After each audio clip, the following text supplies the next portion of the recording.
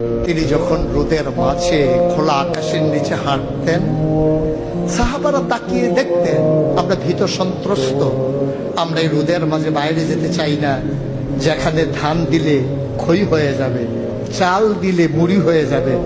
প্রচন্ড গরমের মাঝে তিনি হাঁটেন কেমনে? অবাক বিশ্বে উপরের দিকে তাকিয়ে দেখতেন নবী হেঁটে যায়, আর নবীর মাথার উপরে একটা মেঘের টুকরা ছায়া হয়ে হয়ে পাশে পাশে যায়।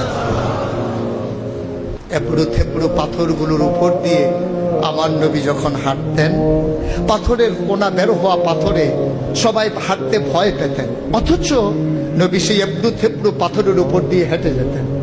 তারা চিন্তা করতেন নবীর কদমের নিচে এই শক্ত পাথর পড়লে উনি কি ব্যথা পান না? পরীক্ষা করার জন্য পেছনে পেছনে অনেকেই দৌড়াতেন। দৌড়ে দৌড়ে নবীর কদম মুবারকের নিচে যে পাথর পড়ে গিয়েছিল ওরা হাতে তুলে দেখতেন নবীর কদমের সম্মানে শক্ত পাথর তুলার মতো নরম হয়ে গেছে। এ নবী আমার নবী, এ নবী আপনার নবী, এ নবী আমাদের নবী। আমরা প্রাউড ফিল করি।